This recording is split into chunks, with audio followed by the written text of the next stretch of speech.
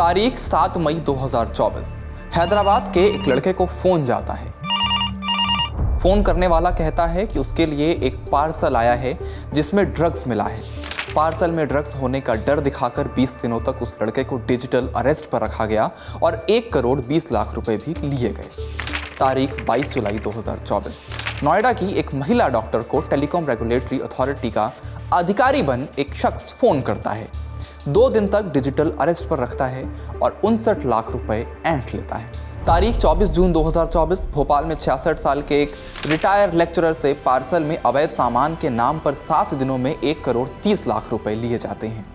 खबरों की ताक झांक करते चलिए और आपको पता चलेगा कि 5 मई को बेंगलुरु में, 31 जुलाई को देहरादून में, तो 10 अगस्त को नोएडा में इसी तर्ज पर कई डिजिटल अरेस्ट की घटनाएं सामने आई हैं। कभी डॉक्टर, तो कभी लेक्चरर, तो कभी मशहूर कवि। निशाने पर कोई भी हो सकता है। वजहें 2-3 ही है, लेकिन सबका बेसिक थीम है डर। एक डर दिखाकर आपके ही लैपटॉप या फोन पर वीडियो कॉल के जरिए आपके ही घर में कैद कर दिया जाता है। साइबर अपराधियों ने इस नए फ्रॉड को नाम दिया है डिजिटल अरेस्ट। क्या है ये डिजिटल अरेस्ट? इसे अंजाम कैसे दिया जाता है? अचानक इस तरह की घटनाएं इतनी बढ़ कैसे गई हैं? इससे बचने के तरीके क्या हैं? इस वीडियो में इन सवालों को इंडिया टुडे मैगजीन से जुड़े मनीष दीक्षित की इस खास रिपोर्ट के जरिए सुलझाएंगे।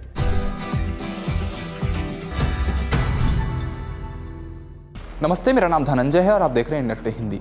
लखनऊ पीजीआई अस्पताल की डॉक्टर रुचिका टंडन को 1 अगस्त की सुबह एक फ़ोन आता है। फ़ोन करने वाला खुद को टेलीकॉम रेगुलेटरी अथॉरिटी यानी ट्राई का अधिकारी बताता है और कहता है कि उनके फ़ोन नंबर के खिलाफ 22 शिकायतें दर्ज हुई हैं। आरोप बताया कि उनके नंबर से लोगों को उत्पीड़न के मैसेज भेजे जा रहे थे। साथ ही उनके खाते से 7 करोड़ रुपए की मनी लॉन्ड्रिंग होने की भी बात कही गई। इन आरोपों के बाद डॉक्टर को डिजिटली अरेस्ट कर लिया गया। मेरे पास मॉर्निंग में कॉल आया कि ट्राई से बोल रहे हैं और आपका फ़ोन बंद कर दिया जाएगा क्योंकि आपका जो फ़ोन इलीगल एक्टिविटीज़ में इन्वॉल्व है। ये कह के उन्होंने कॉल ट्रांसफ़र की एक सो कॉल्ड IPS ऑफिसर को, और उन्होंने भी यही बात बताई और प्लस ये बताया कि एक बैंक अकाउंट भी जो इलीगल ट्रांजैक्शंस हुए हैं उसके थ्रू मनी लॉन्ड्रिंग हुई है उसमें लिंक्ड है। ये कह के फिर उन्होंने फिज़िकल कस्टडी में लेने के ऑर्डर्स हैं, बट उसकी जगह हम डिजिटल कस्टडी में रखेंगे विदिन 6-7 डेज़। अलग 7-8 बैंक अकाउंट्स दिए अपने, और उनमें मेरे जो अकाउंट्स थे उससे पैसा हम लोगों ने मदर और हमने ट्रांसफ़र किया उन अकाउंट्स में। इन ठगों की वीडियो स्क्रीन पर CBI का लोगो था और सभी ने अपने ID कार्ड भी दिखाए। जाहिर है ये सब कुछ फर्जी था। डॉक्टर टंडन के 5 खातों से ठगों ने 2 करोड़ 81 लाख रुपए अपने 7 खातों में ट्रांसफ़र करा लिए। वो 1 से 8 अगस्त तक डिजिटल अरेस्ट रहीं और 10 तारीख को उन्होंने पुलिस को अपने साथ हुई धोखाधड़ी की शिकायत की। पुलिस ने केस दर्ज कर लिया है। ये अपनी तरह का इकलौता मामला नहीं है। डिजिटल अरेस्ट का मामला अचानक से हर तरफ सुनाई देने लगा है। नोएडा साइबर क्राइम के DCP विवेक रंजन कहते हैं, इससे कोई फर्क नहीं पड़ता कि आप पैसे वाले हैं या नहीं। डिजिटल अरेस्ट करने वाले ठग पैसे न होने पर भी पीड़ित को लोन लेने के लिए बाध्य कर रहे हैं। ये नया ट्रेंड है। डिजिटल अरेस्ट शब्द साइबर अपराधियों की तरफ से आया है। वो डिजिटल अरेस्ट कहकर अपने शिकार को धमकाते हैं। कई बार AI से बनाई आवाज़ या वीडियो का इस्तेमाल करके पीड़ितों को यह विश्वास दिलाते हैं कि उन्होंने कोई गंभीर अपराध किया है। आइए अब डिजिटल अरेस्ट के जरिए हो रहे फ्रॉड के प्रोसेस को समझते हैं। सबसे पहले आपको एक फ़ोन आएगा। फ़ोन पर कहा जाएगा कि आपके नाम का कुरियर है जिसमें ड्रग्स है, या आपके खाते या फ़ोन नंबर से कोई अवैध काम हो रहा है। बहाने बदल सकते हैं। फिर कथित सीनियर अफसर से बात कराई जाएगी। इसके बाद आपको वीडियो कॉल किया जाएगा। ठग IPS अधिकारी या जज बनकर वीडियो कॉल करेंगे। स्क्रीन पर CBI, थाने, कोर्ट जैसा डेकोरेशन होगा। आधार, पैन नंबर बताकर केस होने का यकीन दिलाया जाएगा। वारंट, नोटिस, ऑर्डर भी दिखाया जाएगा। तीसरे स्टेप में आपको ये फ्रॉड कहेंगे कि आप डिजिटली अरेस्ट हो गए हैं। किसी से बात नहीं करेंगे, वीडियो कॉल डिस्कनेक्ट नहीं करेंगे। अगर कॉल डिस्कनेक्ट करेंगे तो पुलिस पकड़ेगी और केस चलेगा। 6 साल तक की सज़ा होगी। आखिरी स्टेप में आपसे पैसे ऐंठे जाएंगे। आपके बैंक अकाउंट के वेरिफिकेशन की बात कही जाएगी। ले देकर केस खत्म करने के नाम पर ठग आपसे अलग अलग खातों से पैसे ट्रांसफ़र कराएंगे।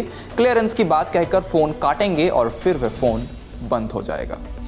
अगर आप इस चंगुल में फंस जाएं तो आपको क्या करना चाहिए? जिस वॉलेट में या बैंक अकाउंट में पैसा दिया है उसकी जानकारी नोट कर लें, स्क्रीनशॉट ले लें, ठग का फ़ोन नंबर नोट कर लें, स्क्रीन रिकॉर्डिंग करें और किसी भी लिंक पर क्लिक ना करें। साइबर क्राइम की वेबसाइट पर तत्काल ऑनलाइन शिकायत दर्ज कराएं। वेबसाइट का पता आपको स्क्रीन पर दिख रहा होगा।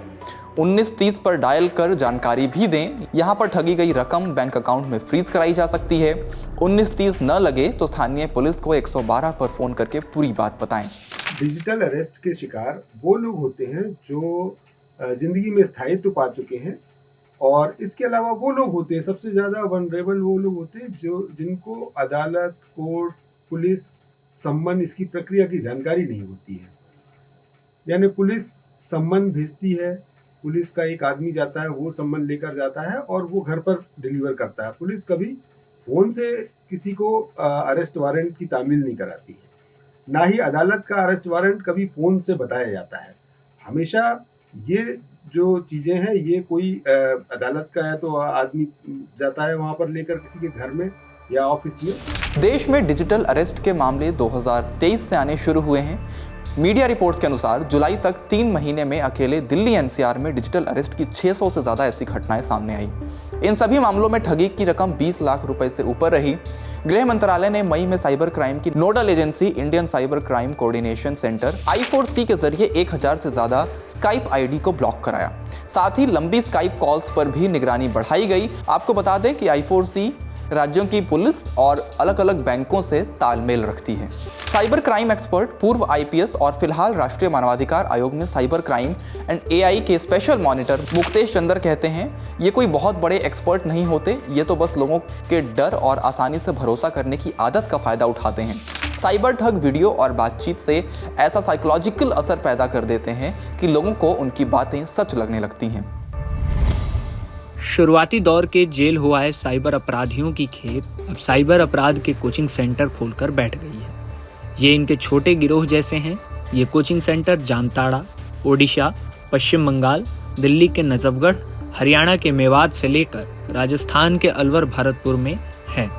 दूसरी तरफ नॉर्थ ईस्ट के लोगों के साथ अफ्रीकी देशों के साथ मिलकर बना गैंग काफ़ी बड़ा है। दिल्ली पुलिस मानती है कि 50% स्कैम विदेशों से हो रहे हैं। इनमें कंबोडिया, लाओस और म्यांमार शामिल हैं। नोएडा पुलिस भी कह रही है कि डिजिटल अरेस्ट वाले ठगों का गिरोह विदेश से भी संचालित हो रहा है। इसी साल जुलाई के आखिर में गृह मंत्रालय की तरफ से जांच के लिए 248 ऐसे लोगों की सूची नोएडा पुलिस को दी गई जो पिछले 1 साल के दौरान गौतम बुद्ध नगर से कंबोडिया, थाईलैंड और म्यांमार और वियतनाम जैसे देशों में गए हैं। आशंका है कि इन लोगों को नौकरी के नाम पर ले जाया गया और वहां से डिजिटल अरेस्ट की घटना और ऑनलाइन ठगी कराई जा रही है। जुलाई के आखिर में कंबोडिया से ऐसे ही 14 भारतीय युवक मुक्त कराए गए थे। सवाल उठता है कि ठगों के पास लोगों का डेटा कहां से आता है। सबसे बड़ा मसला है कि डिजिटल अरेस्ट या अन्य साइबर क्राइम में ठगी गई रकम का वापस आना।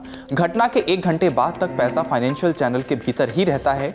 ठगों के पास सैकड़ों की संख्या में बैंक अकाउंट होते हैं। वो ठगी के पैसों को अलग अलग अकाउंट्स में डाल देते हैं। इसके बाद खातों से पैसा नकद निकाल लेते हैं या गेमिंग करेंसी या क्रिप्टो करेंसी में बदल लेते हैं। अगर क्रिप्टो या गेमिंग करेंसी में बदल लिया तो फिर उसे ब्लॉक करना या वापस पाना लगभग असंभव हो जाता है। साइबर क्राइम होने यानी बैंक से पैसा निकलने के बाद अगर 1 घंटे के भीतर 1930 पर शिकायत कर दी जाए तो पैसे ब्लॉक होने की गुंजाइश रहती है, क्योंकि ठग अलग अलग अकाउंट्स में इतनी जल्दी पैसा ट्रांसफर नहीं कर पाता। सही समय पर की गई शिकायत से पहले या दूसरे बैंक के स्तर पर ही पैसा रोका जा सकता है। डिजिटल अरेस्ट के मामलों को खत्म करना चाहते हैं तो बैंकिंग सिस्टम में सख्ती की ज़रूरत है। 6 जुलाई 2017 को जारी रिजर्व बैंक की जीरो लायबिलिटी वाली अधिसूचना का दायरा बढ़ाना चाहिए। डिजिटल अरेस्ट के मामलों में ट्रांसफ़र किए गए पैसों को उसके दायरे में लाया जाए तो काफ़ी हद तक ये मामले कम हो जाएंगे। जब बैंक को पता लगेगा कि मुझे पैसे देने पड़ेंगे तो बैंक मुस्तैदी से काम करेगा। पीड़ितों को ठगी के पैसे वापस मिल रहे हैं, लेकिन उसका अनुपात बेहद कम है। I4C के CEO राजेश कुमार ने जनवरी 2023 में बताया था कि अप्रैल 2021 से दिसंबर 2023 के बीच 1100 करोड़ रुपए लोगों की शिकायत के बाद ब्लॉक कराए गए, जिनमें से महज 10% पीड़ितों को लौटाए जा सके। बहरहाल पुलिस और एजेंसियां डिजिटल अरेस्ट से बचने के अनेक दिशा निर्देश जारी कर चुकी हैं, लेकिन लोग पढ़ते ही नहीं। लोगों की डिजिटल साक्षरता बढ़ी पर जागरूकता नहीं, और इससे बचने का एकमात्र तरीका जागरूकता ही है। डिजिटल अरेस्ट के इन मामलों को लेकर आप क्या सोचते हैं? क्या आपके साथ कभी इस तरह के फ्रॉड की कोशिश हुई? अपना अनुभव हमें कमेंट बॉक्स में ज़रूर बताएं। इस वीडियो में फिलहाल इतना ही। ये वीडियो दूसरों के साथ भी शेयर करें ताकि जागरूकता बढ़े। शुक्रिया।